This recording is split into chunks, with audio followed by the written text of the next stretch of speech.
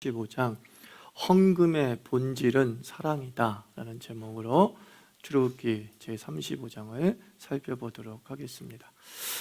출애굽기 35장은 사실 우리가 앞서 살펴본 성막 건축의 이야기의 반복이다 라고 생각하시면 되겠습니다. 그러니까 이렇게 배치한 이유가 다시 십계명을 받지 않았습니까? 다시 하나님의 헌법을 받았잖아요. 그래서 다시 헌법을 받아서 처음부터 다시 시작한다라고 하는 그런 의미로 반복 기록했다 이렇게 여기시면 될 것 같습니다. 그래서 다 내용들은 살펴본 내용이기 때문에 구체적으로 살필 필요는 없을 것 같습니다. 크게 5단락인가로 되어 있죠. 1절부터 3절까지는 이제 안식일 규례를 이야기하고 있습니다. 안식일 규례 읽어볼까요? 1절부터 3절까지 시작. 모세가 이스라엘 자손의 온 회중을 모으고 그들에게 이르되 여호와께서 너희에게 명령하사 행하게 하신 말씀이 이러하니라. 엿새 동안은 일하고 일곱째 날은 너희를 위한 거룩한 날이니 여호와께 엄숙한 안식일이라. 누구든지 일 안에 일하는 자는 너희의 모든 처소에도 불도 피우지 말지니라. 아멘. 안식일을 거룩히 지키라 그런 뜻이죠. 안식일에는 좀 엉뚱한 일 하지 말고 좀 하나님에게만 집중하면서 또 하나님과의 깊은 신앙적 안식을 누리면서 살라. 이런 것이 이제 안식일의 규례의 핵심임을 여러분 잘 알고 계실 것입니다. 그 다음에 이제 4절부터 9절은 성막 건축 헌금에 대한 기록이 나와 있습니다. 성막 건축 헌금에 대한 기록. 역시 4절부터 9절까지 읽어볼까요? 시작. 모세가 이스라엘 자손의 온 회중에게 말하여 이르되 여호와께서 명령하신 일이 이러하니라. 이르시기를 너희의 소유 중에서 너희는 여호와께 드릴 것을 택하되 마음에 원하는 자는 누구든지 그것을 가져다가 여호와께 드릴지니 곧 금과 은과 녹과 청색, 자색, 홍색 실과 가는 배실과 염소 털과 붉은 물들인 순양의 가죽과 해달의 가죽과 조각목과 등류와 및 관유에 드는 향품과 분향할 향을 만드는 향품과 호마노며 애복과 흉패에 물릴 보석이니라. 아멘.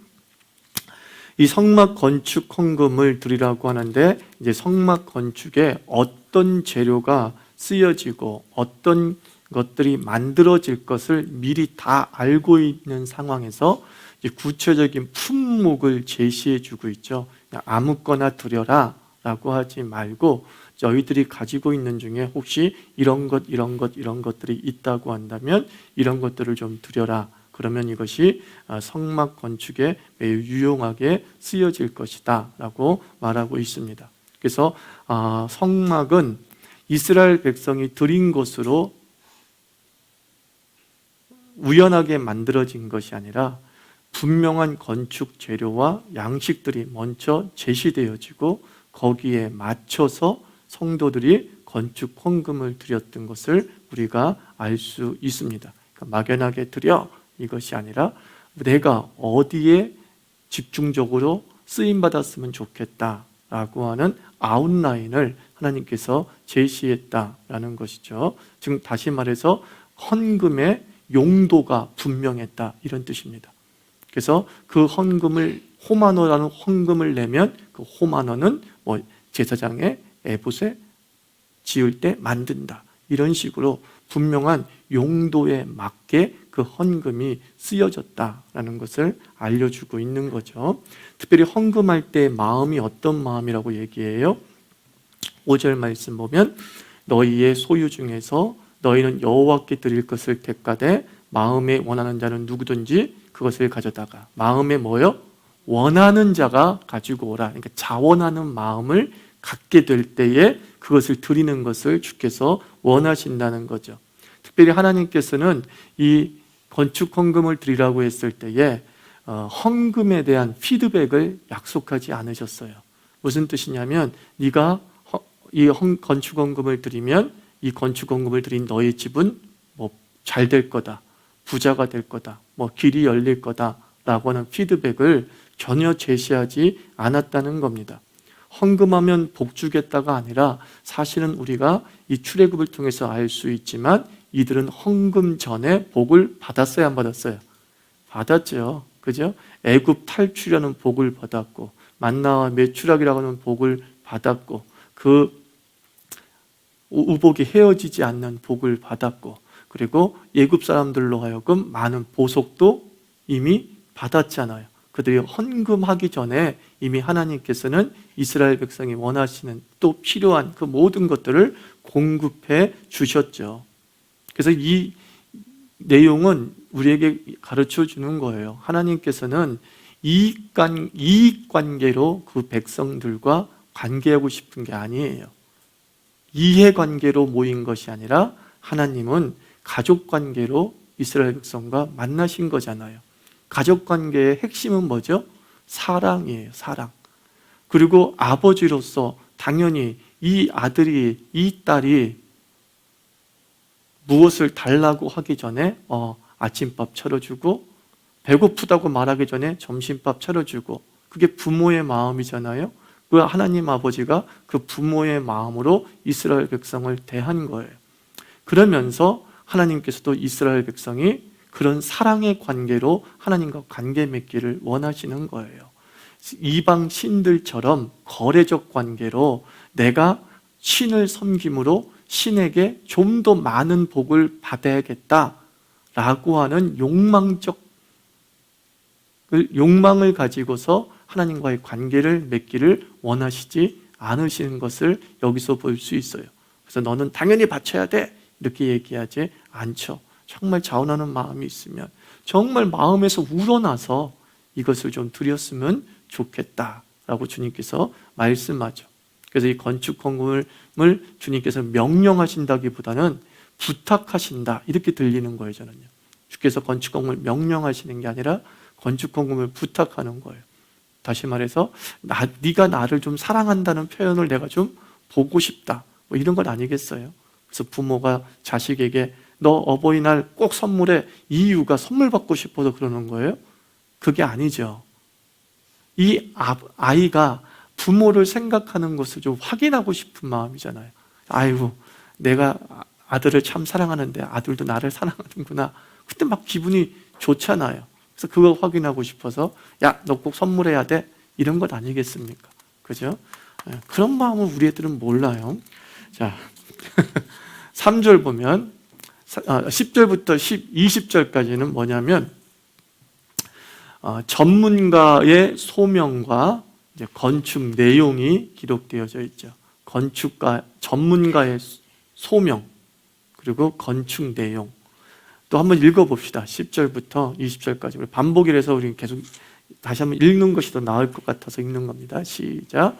무릇 너희 중 마음이 지혜로운 자는 와서 여호와께서 명령하신 것을 다 만들지니 곧 성막과 청막과 그 덮개와 그 괄고리와 그 널판과 그 띠와 그 기둥과 그 받침과 증거계와 그 채와 속죄소와 그 가리는 휘장과 상과 그 채와 그 모든 기구와 진설병과 불 켜는 등잔대와 그 기구와 그 등잔과 등유와 분향단과 그 채와 관유와 분향할 향품과 성막 문의 휘장과 번제단과 그 놋그물과 그 채와 그 모든 기구와 물두멍과 그 받침과 뜰의 포장과 그 기둥과 그 받침과 뜰 문의 휘장과 장막 말뚝과 뜰의 말뚝과 그 줄과 성소에서 섬기기 위하여 정교하게 만든 옷 곧 제사 직분을 행할 때에 입는 제사장 아론의 거룩한 옷과 그의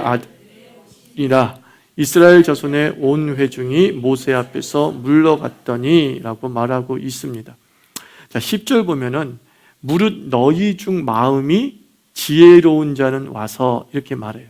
자, 10절 이전에는 건축 재료에 관한 이야기 말씀이 나오지 않습니까? 이런 걸 바쳐라. 그러면은 그 건축 재료를 가지고 이제 무엇을 만들 것인지를 10절부터 20절까지 기록하고 있는 거예요. 구슬도 뭐예요? 꿰야 보물이 되는 거잖아요. 그죠? 그런데 그 구슬을 잘 꿰일 수 있는 좀 전문가가 필요했던 거예요. 그래서 무릇 너희 중 마음이 지혜로운 자, 이 지혜로운 자라는 것은 말 그대로 스킬을 가지고 있는 자, 이렇게 보시면 좋을 거예요. 어떤 건축에 있어서 또는 공예에 있어서 또는 복식에 있어서 손재주를 가지고 있거나 경험이 있는 자들은 와서 이런 것들을 만들라. 그래서 만들어야 될 내용들이 기록이 되어져 있으니까 사람들은 딱 보고서 나는 금속 공예에 경험이 있는데 라고 하면 촛대를 만들거나 등잔을 만들면 되고, 나는 목수인데 라고 하면 널빤지를 가지고서 울타리를 만드는 그런 일들을 하면 되지 않겠습니까? 그래서 하나님의 일을 함에 있어서 하나님께서는 다양한 문들을 이렇게 보여주시는 거예요. 그리고 난 다음에 그 문과 자기의 삶과 비교해서 가장 적정선에 들어가서 그 문을 열고 들어가서 사명을 감당하기를 원하시는 거죠. 교사가 있고 성가대가 있고 찬양팀이 있고 악기팀이 있고 멀티미디어가 있고 봉사부가 있고 디자인부가 있고 선교부가 있고 다 있지 않습니까? 이게 이제 하나님의 어떤 건축 방향이란 말이죠. 난 이렇게 지을 거야 라고 했을 때에 나는 내 은사와 내 경험과 또 내가 잘할 수 있는 것들을 살펴보면서 선택하면 되는 거죠. 난 그쪽으로 전문적으로 그 일들을 감당해 나가야지. 그래서 이런 것들을 은사 중심의 직제다, 그렇게 얘기해요. 은사 중심의 직제, 자기가 가지고 있는 전문성으로 우리 하나님은 섬기기를 원하신다. 그러면 우리들에게 은사 없는 사람이 있느냐? 없죠. 모두가 다 한 가지씩 이상의 재주는 다 가지고 태어났어요. 다만 그 재주가 중복될 뿐인 거죠. 어떤 재주는 100명이 가지고 있고 어떤 재주는 1명만 가지고 있을 수 있어요. 그러나 그 재주 없는 사람, 은사 없는 사람은 단 1명도 없다라는 것을 우리가 알아야 되는 거죠. 그러면 은사라는 것은 어떻게 알 수 있느냐? 사실은 순종해 보면 자신의 은사 여부를 확인하는 경우도 있어요. 저 같은 경우는 어쩔 수 없는 순종을 했어요. 그 어쩔 수 없는 순종이라는 건 뭐냐면은 이제 목사로서 예배 인도를 해야 되잖아요. 근데 제가 그렇게 썩 노래를 잘하는 사람이 못 됩니다. 앞서도 설명했잖아요. 그 실기가 너무나 약해서 이론으로 어떻게든 점수를 메꾸려고 하는 거죠. 그런데요, 하다 보니 어떻게 되냐? 늘더라고요. 이게 되세요? 하다 보니까 늘고 잘하려고 마음을 막 먹고 있으니까 자꾸 연습하게 되고 미리 전에 연습하고 반복하고 악보도 한번 외워보려고 하고 그러다 보니까 내 한계 속에 내가 노래를 못하는 줄 알았는데 못하는 건 사실이지만 썩 못하는 건 아니라는 것을 확인하게 된 거죠. 그래서 어떤 공동체 속에서 저쪽 부분이 좀 약하고 섬기기를 원하는 어떤 감동을 받았다면 내 은사가 없는 것 같아도 한번 두들겨 보는 거죠. 그리고 나서 내가 노력하고 애를 쓰면 저는 그래요. 노력은 우리로 하여금 평균 이상은 가게 해요. 그렇더라고요.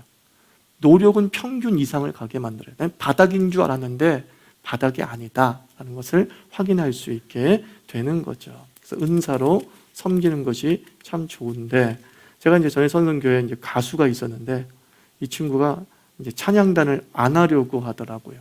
그러니까 조용히 예배만 드리고 싶다고 그렇게 얘기를 하는 거예요.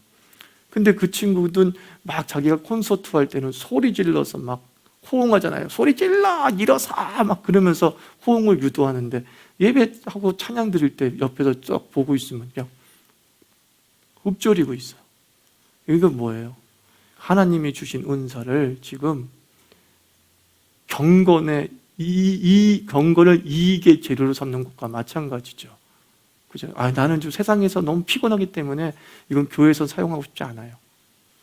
근데 하나님께서 주신 은사는 하나님을 위해서 먼저 써야 되는 거잖아요. 그죠? 그거 똑같은 거예요. 막 자기에게 부응해 주기를 원하는데 정작 자기가 청중이 되었을 때는 부응을 안 해. 되게 웃긴 거예요. 그래서 저는 여러분들 모를지 모르겠지만 저는 뒤에서 예배인도 안 하고 다른 여기 멀티미디어 섬기고 있을 때 저는 찬양 크게 합니다. 내가 찬양을 크게 하라고 했기 때문에 나는 청중에 앉아서도 크게 합니다. 진짜예요. 금요일 한번 들어보세요. 찬양하지 않았는지 들어보세요. 여러분도 마찬가지예요. 여러분들도 지도자일 때가 있고 청중일 때가 있잖아요. 그 지도자일 때와 청중일 때 태도가 똑같아야 되는 거예요. 그게 은사를 주신 목적이죠. 목적. 그 다음에 네 번째는 20절부터 29절까지입니다. 한번 같이 읽어보도록 하겠습니다. 시작. 마음이 감동된 모든 자와 자원하는 모든 자가 와서 회막을 짓기 위하여 그 속에서 쓸 모든 것을 위하여 거룩한 옷을 위하여 예물을 가져다가 여호와께 드렸으니 곧 마음에 원하는 남녀가 와서 팔찌와 귀걸이와 가락지와 목걸이와 여러 가지 금품을 가져다가 사람마다 여호와께 금 예물을 드렸으며 무릇 청색, 자색, 홍색 실과 가는 배실과 염소털과 붉은 물들인 순양의 가죽과 해달의 가죽이 있는 자도 가져왔으며 은과 노수로 예물을 삼는 모든 자가 가져다가 여호와께 드렸으며 섬기는 일에 소용되는 조각목이 있는 모든 자는 가져왔으며 마음이 슬기로운 모든 여인은 손수 실을 빼고 그 뺀 청색, 자색, 홍색 실과 가는 배실을 가져왔으며 마음의 감동을 받아 슬기로운 모든 여인은 염소털로 실을 뽑았으며 모든 족장은 호마노와 흉패에 물릴 보석을 가져왔으며 등불과 관유와 분향할 향에 소용되는 기름과 향품을 가져왔으니 마음에 자원하는 남녀는 누구나 여호와께서 모세의 손을 빌어 명령하신 모든 것을 만들기 위하여 물품을 드렸으니 이스라엘 자손이 여호와께 자원하여 드린 예물이니라. 이렇게 말씀해요. 이 21절부터 23절까지가 아주 비슷한 말들이 계속 반복되고 있죠. 21절에 마음에 감동된, 22절에 곧 마음에 원하는, 또 25절은 마음이 슬기로운, 또 26절 마음에 감동을 받아, 또 29절 마음에 자원하는 남녀. 계속 하나님께서 반복적으로 여인이 바쳤던 또는 남자가 바쳤던 족장이 바쳤던 그들이 지금 어떻게 바쳐요? 자원하는 마음, 즐거워하는 마음, 행복한 마음으로 드리기를 원하고 있었고 실제로 이스라엘 백성들이 성소 건축을 위해 헌물할 때에 그들은 기꺼이 즐거이 행복하게 드렸다라는 것을 확인해 주고 있습니다. 근데 이제 좀 재밌는 부분이 이런 거죠. 홍색 실도 내고 자색 실도 내고 청색 실도 내라 그랬잖아요. 홍색, 청색, 자색은 좀 이렇게 삼층천 우주의 구조를 표현하는 색깔이다라고 말씀을 드렸죠. 이 세상이 삼층 구조로 이루어졌다라고 고대인들은 생각하고 있었기 때문에. 그런데 그 홍색 실과 청색 실과 그 자색 실을 이미 가지고 있는 사람 또는 애굽에서 나올 때에 받아서 가지고 나온 사람들이 있었던 모양이에요. 그래서 그 사람들은 자기 집에 있는 것을 드렸어요. 그런데 어떤 집안에서는 자기도 청색실과 홍색실과 자색실을 좀 드리고 싶은 거야. 근데 없어. 자기 집에는. 그런데 자기는 모직 기술을 가지고 있는 거예요. 직조 기술을 가지고 있는 거야. 그래서 어떻게 했냐면은 어떤 여인들은 염소털을 직접 뽑아가지고 그걸로 직조를 해서 염색을 해가지고 어떻게 했다 그랬어요? 25절 보니까 25절 26절 마음이 슬기로운 모든 여인은 손수 실을 빼고 그 뺀 청색, 자색, 홍색 실과 가는 배실을 가져왔으며 마음에 감동을 받아 슬기로운 모든 여인은 염소털로 실을 뽑았으며. 되게 멋있는 구절이에요. 멋있는 구절. 없으니까 안 내 이럴 수 있잖아요. 그런데 동참하고 싶은 거야 그렇게. 그런데 자기의 삶을 돌이켜보니까 나는 이런 재주가 있었네 라고 해서 자기가 정말 드리고 싶었던 그 시를 마침내 드릴 수 있게 되었다. 그런 내용이에요. 여러분들 마음이 있으면 돼요. 일단 뭔가 내가 마음을 가지고 있으면 그 소원하는 바를 해결할 수 있는 길은 내 안에 다 가지고 있는 거예요. 사실은요. 알아요? 내가 이 문제를 해결하고 싶어. 정말 간절히 하나님께 해결해 주시기를 원해. 근데 의외로 답은 외부에서 주어지는 게 아니라 내 안에 있음을 확인하는 거예요. 내가 그 문제를 풀고 내가 그 문제를 정답을 쓸 수 있는 능력이 있다는 것을 새삼스럽게 발견하게 되는 거죠. 그죠? 그래서 이 수제품, 그죠? 수제품, 얼마나 좋아요. 핸드메이드. 이걸로 쫙 주님께 드렸어요. 시장 가서 얼마든지 사올 수 있잖아요. 쉽게. 예를 들어 우리 같은 시대라고 한다면. 근데 이 사람들은 뭐 돈이 없었겠어요? 이 사람들 돈도 있었을 거라고 봐요. 그런데 뭐 지나가는 상인들 불러 세워서 좀 있으면 주시오라고 하는 그런 방법도 있을 수 있었겠지만 이들은 핸드메이드 하는 이 정성을 보여주었다라는 거죠. 참 얼마나 멋집니까? 얼마나 멋져요. 우리 주일날 그냥 3분 라면 주면 돼요. 컵라면 주면 돼요. 근데 조를 짜가지고 음식을 준비해 온단 말이에요.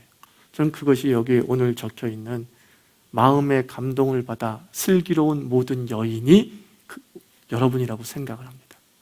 마음의 감동을 받아 슬기로운 여인. 그죠? 정성으로 자신의 마음에 있는 것들을 표현해내고 만들어낼 수 있는 여인을 성경은 얘기합니다. 슬기롭다. 근데 그 슬기로움이 뭐예요? 감동을 받은 슬기로운 여인. 그죠? 우리의 섬김이 그러한 것임을 다시 한번 여러분들 축복합니다. 그리고 나서 또 27절 한번 읽어볼까요? 시작. 모든 족장은 호마노와 및 애복과 흉패에 물릴 보석을 가져왔으며. 자, 보세요. 족장은 대표자예요. 리더예요. 지도자예요. 어른이에요. 장로예요. 영어로는 엘더예요. 그죠? 근데 그들이 가장 중요한 에봇, 즉 대제사장의 옷을 만드는 일들의 재료를 담당하는 모습을 보는 거예요. 호마노와 및 에봇과 흉패에 물릴 보석. 예나 지금이나 보석은 희귀한 것입니다. 얻기 힘듭니다. 근데 바로 그 희귀하고 얻기 힘들다. 무슨 뜻이에요? 가장 힘든 부분. 건축에 있어서 가장 힘들고 부담이 되는 부분을 누가 맡았다 그래요? 족장이 맡았다는 거예요. 족장이. 즉 지도자들이, 대표자들이 맡아서 솔선수범했음을 또한 성경은 보여주고 있죠. 그래서 이 성소 건축과 이제 똑같은 상황으로 솔선수범하는 지도자들이 나오는 성경이 느헤미야와 에스라예요. 거기에 보면 족장들이 12지파의 족장들과 그 족장들과 함께하는 좀 부족장 비슷한 사람들이 앞장서서 그 성벽 건축과 성전 건축에 동참하는 그 모습을 보게 되죠. 그 다음에 이제 5번째 단락은 30절부터 35절이에요. 30절부터 35절은 뭐냐? 건축 리더십을 세웁니다. 건축 리더십을 세우다. 이렇게 해석하면 되겠죠. 30절부터 35절 읽어볼까요? 시작.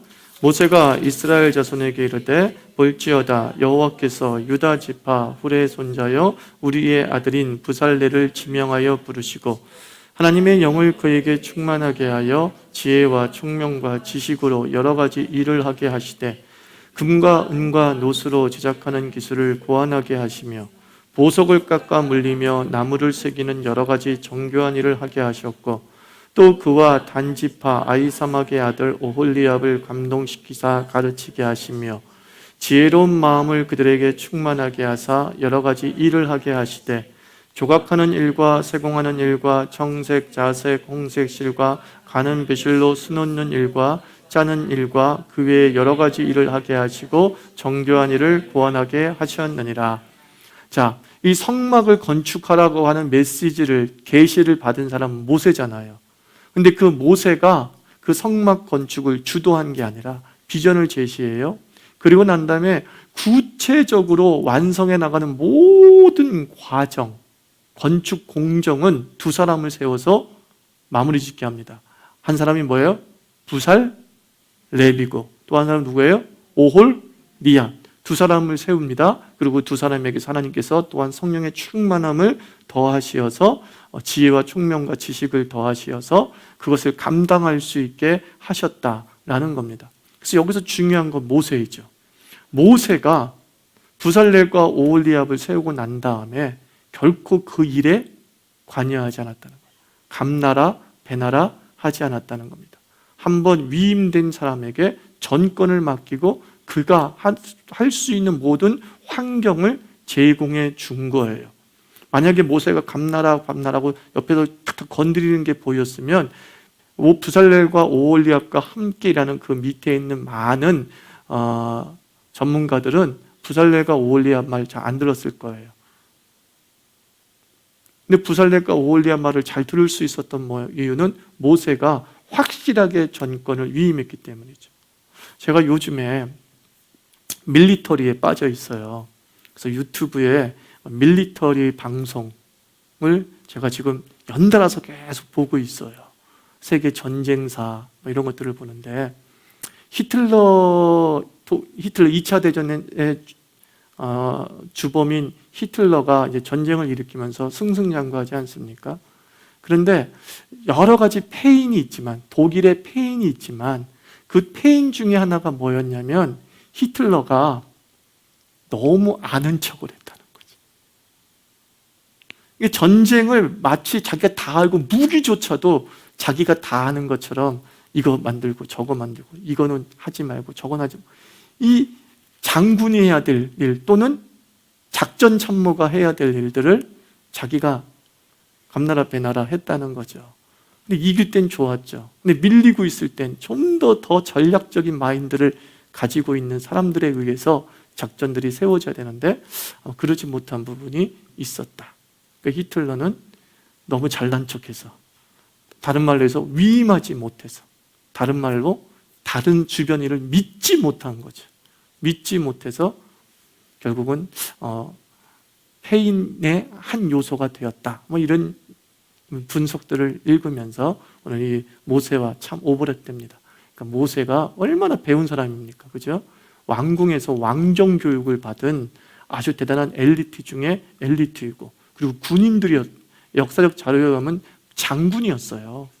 이집트의 장군이란 말이에요. 그래서 군사적 경험도 있었던 사람이에요. 더군다나 광야 또 40년 생활했기 때문에 광야에 대한 경험도 충분한 사람이었음에도 불구하고 하나님께서 두 사람에게 맡기라 라고 하니까 딱 맡기고 관여 안 함이었다는 거죠. 이것이 성막을 온전하게 잘 완수할 수 있었던 이유죠. 그래서 이것과 똑같은 예가 또다시 에스라와 느헤미야서에 나오지 않습니까? 느헤미야 총독이 정확한 역할 분담을 하죠. 그래서 정확한 역할 분담을 하고 각자 자기가 맡은 역할 분담들을 철저히 감당해 나가고, 그리고 느헤미야 자신은 솔선수범하여서 희생하고 섬기죠. 그랬을 때에 이 주변의 수많은 반대 세력에도 불구하고, 그리고 방해 세력에도 불구하고 빠른 시일 내에 성벽을 완공하는 그 모습을 우리가 보게 됩니다. 저는 여러분을 믿습니다. 마음껏 하십시오. 이런 주관인 거예요. 전도사님한테도 교육부서를 맡기면 마음껏 하라고. 이단만 아니면 된다고. 그죠? 진리 안에서 자기가 마음껏 그 영역을 펼쳐나갈 수 있게 하는 것. 그게 하나님의 일하시는 방식 중에 하나였다라는 것을 30절에서 35절로 알 수 있습니다. 우리 기도합시다. 하나님, 마음의 감동을 받은 슬기로운 여인, 그런 여인처럼 하나님을 섬기고 그리고 하나님의 전을 행복하게 건축해 나가는 우리 주의 사람들 되게 하여 주시옵시고, 헌금을 통해 피드백을 원하는 것이 아니라 사랑이 담긴 헌금이 되게 하여 주시옵소서. 이렇게 기도하겠습니다.